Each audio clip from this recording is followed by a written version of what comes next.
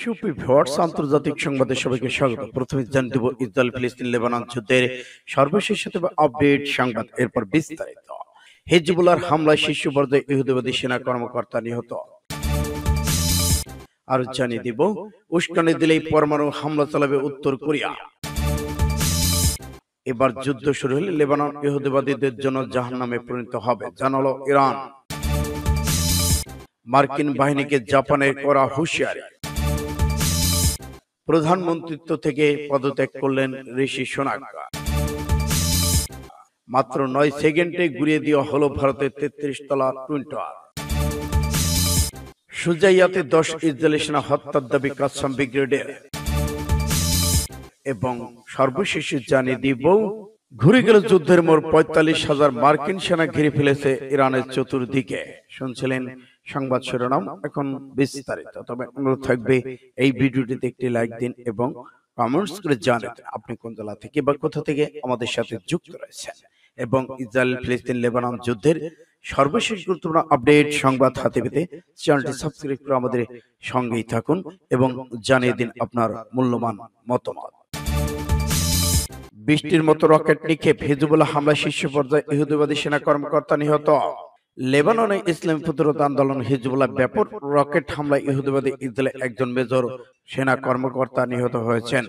ইসরায়েলের বড় বড় সামরিক বাহিনী হামলায় হিজবুল্লাহ সিনিয়র কমান্ডার হাজ আবু নামে শহীদ হওয়ার পর হিজবুল্লাহ অধিকৃত গোলান মালভূমির ইসরায়েলি সামরিক অবস্থানকে লক্ষ্য করে অন্তত 200 রকেট নিক্ষেপ করেছে। এর পাশাপাশি হিজবুল্লাহ যোদ্ধারা বিস্ফোরক ভর্তি 20টি ড্রোন দিয়ে হামলা চালায়। ইসরায়েল গণমাধ্যম জানিয়েছে নিহত সেনার নাম মেজর ইটার গালেয়া। সে এফতা রেজাব আমসা ব্রিগেডের ডেপুটি কমিশনার কমান্ডার হিসেবে দায়িত্ব পালন করেছিলেন। টাইমস অফ ইসরায়েল বলেছে হিজবুল্লাহ রকেট সরাসরি আঘাতে এই মেজরের মৃত্যু হয়েছে। ইসরায়েলি গণমাধ্যম আরো বলেছে গত 9 মাসের মধ্যে গতকালই হিজবুল্লাহ সবচেয়ে বড় ধরনের রকেট অভিযান চালিয়েছে। এতে ইসরায়েলের উত্তরাঞ্চলে বড় জায়গায় ব্যাপক আগুন ধরে যায়। সূত্র 5 টুডে এসআইবি। এবার উস্কানি দিলে পরমাণু হামলা চালাবে উত্তর কোরিয়া। এবার পরমাণু হামলার জন্য প্রস্তুত রয়েছে উত্তর কোরিয়া।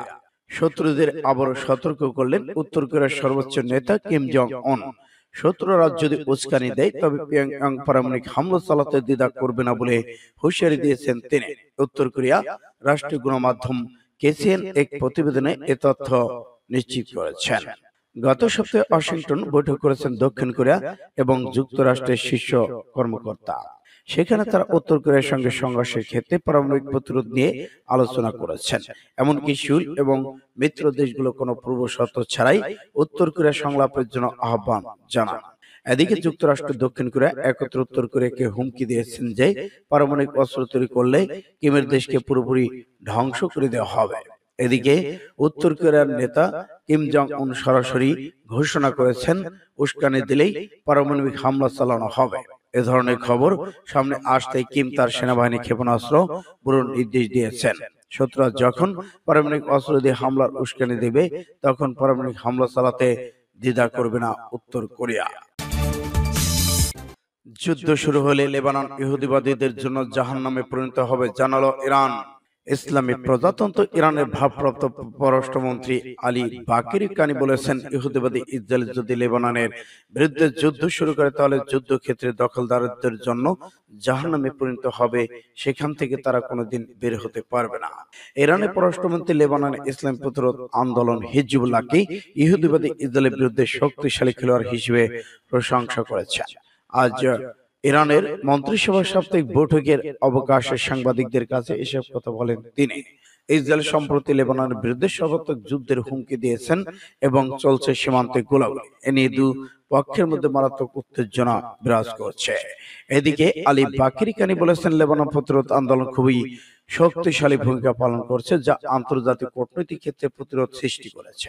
যুদ্ধ শুরু হলে লেবানন নিশ্চিতভাবে দখলদার ইসরায়েলের জন্য জাহান্নামে পরিণত হবে, সেখান থেকে তারা মৃত্যুকূপ থেকে বের হওয়া সহজ নয়। সূত্র 5 টুডে এসআইবি। মার্কিন বাহিনীকে জাপানের করা হুঁশিয়ারি। জাপানের মার্কিন বাহিনীর সদস্যদের জড়িত থাকার জন্য নিপীড়নের ঘটনাগুলো সহ্য করা যায় না বলে গতকাল বৃহস্পতিবার মন্তব্য করেছেন দেশটির পররাষ্ট্রমন্ত্রী ইয়োকো কামিকাওয়া। তিনি যুক্তরাষ্ট্রে আহ্বান জানিয়েছেন এমন ঘটনা যেন ভবিষ্যতে না ঘটে। খবর আলাদুল এজেন্সির। মার্কিন বাহিনী দ্বারা যৌন নিপীড়নের 5টি ঘটনা প্রকাশের পর গভীর উদ্বেগ প্রকাশ করেছেন জাপানের পররাষ্ট্রমন্ত্রী। এ নিয়ে তিনি বলেছেন, আমি মনে করি এই ঘটনাগুলো এমন যা সহ্য করা যায় না। প্রতিবেদনে বলা হচ্ছে, জাপানের সম্প্রতি মার্কিন বাহিনীর সদস্যদের হাতে যৌন নিপীড়নের ঘটনা বেশ বেড়েছে। এ নিয়ে সাংবাদিকদের বিভিন্ন প্রশ্নের জবাব দিয়ে জাপানের পররাষ্ট্রমন্ত্রী বলেছেন, দ্বিপাক্ষিক নিরাপত্তা চুক্তির অধীনে জাপানে অন্তত 50,000 মার্কিন সেনা মোতায়েন রয়েছে। এইসব সেনার বেশিরভাগই রয়েছে জাপানের দক্ষিণ পশ্চিমে দ্বীপ ওকিনাওয়াতে। এর আগে বুধবার জাপানের প্রধান মন্ত্রিপরিষদ সচিব এশোনিয়া হায়াশি বলেছেন, গত বছর জাপানে মার্কিন বাহিনীর দ্বারা সংঘটিত 5টির জন্য নিপীড়নের ঘটনা ঘটেছে। এর অর্ধেকই হয়েছে ওকিনাওয়াতে। সূত্র ইন্ডিয়া টুডে। এবার যুক্তরাজ্যের প্রধানমন্ত্রিত্ব ছাড়লেন ঋষি সুনাক। এবার যুক্তরাজ্যের প্রধানমন্ত্রিত্ব থেকে পদত্যাগ করেছেন ঋষি সুনাক। সেখানে নতুন এক প্রধানমন্ত্রী নির্বাচিত হয়েছেন। দেশের ভাবমূর্তি ক্ষুণ্ণ হয় সরাসরি তিনি পদত্যাগ করেছেন এবং নতুন ধরনের একজন প্রধানমন্ত্রী নিয়োগ করা হয়েছে। 10 নং ডাউনিং স্ট্রিটে বিদায়ী ভাষণের পর রাজা চার্লসের কাছে পদত্যাগপত্র জমা দিয়েছেন ঋষি সুনাক। বাকিংহাম প্যালেস এক বিবৃতিতে পদত্যাগপত্র পাওয়ার কথা জানিয়েছে। এখান থেকে সুনাক হয়ে গেলেন সাবেক ব্রিটিশ প্রধানমন্ত্রী। খবর বিবিসি। ব্রিটিশের স্থানীয় সময় সকাল 11:15টার দিকে প্রধানমন্ত্রী বাসভবন 10 নং ডাউন স্ট্রিটের সামনে বিদায়ী ভাষণ দেন সাবেক ব্রিটিশ প্রধানমন্ত্রী ঋষি সুনাক। সেখানে তিনি নির্বাচন ভাড়াডুরির দায় স্বীকার করে নিজ দল কনজারভেটিভ পার্টির দায়িত্ব থেকে পদত্যাগের ঘোষণা দিয়েছেন। এই সময় সুনাক বলেন, সবার আগে আমি বলতে চাই আমি দুঃখিত।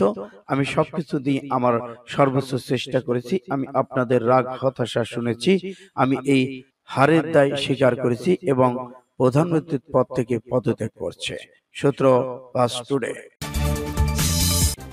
এদিকে মাত্র 9 সেকেন্ডে ঘুরিয়ে দেওয়া হলো ভারতের $33 টুইন টাওয়ার। মাত্র 9 সেকেন্ডের মধ্যেই ঘুরিয়ে দেওয়া হয়েছে ভারতের 33 মাত্র 9 সেকেন্ডের মধ্যেই ঘুরিয়ে দেওয়া হলো ভারতের 33 তলা বিশিষ্ট সূর্য ভবন নয়ডা সুপারটেক টুইন টাওয়ার। গতকাল বাংলাদেশ সময় বিকেল 3টায় এই ভবন ধ্বংস করা হয়। এখন সবই স্মৃতি। দূর থেকে দেখে মনে হচ্ছিল সেই দৃশ্য চোখের সামনে দেখা যাচ্ছে না। প্রত্যাশা মাত্রই সাইরেন বাজালো নির্ধারিত সময়ে। তার কয়েক সেকেন্ডের মধ্যেই ভয়াবহ বিস্ফোরকে ভেঙে গেল 33 তলা টুইন টাওয়ার। ধুলার চাদরে ঢাকার চারদিকে। কুতুব মিনার থেকে উঁচু এই ভবন ধ্বংসে কাউন্টডাউন শুরু হয়ে যায় রবিবার থেকে। জোড়া অট্টালিকা 2টি টাওয়ার ছিল। এই টাওয়ারের নাম অ্যাপেক্সকো। এর উচ্চতা 102 মিটার। মোট 32 তলা ছিল অ্যাপেক্সের। দ্বিতীয় টাওয়ারটির নাম সিএন। 2000 টাওয়ারে মোট 7000 বাসিন্দা রয়েছে, যাদের নিরাপদ স্থানে নিয়ে যাওয়া হয় রবিবার সকালে। সেই সঙ্গে 150টি পোষ্য, 2500 গাড়ি বহুতল ধসে পড়ার পর দূষণ কমাতে এলাকায় 10টি স্নাগো ব্যবহার করা হয়েছে। সূত্র ইন্ডিয়া টুডে।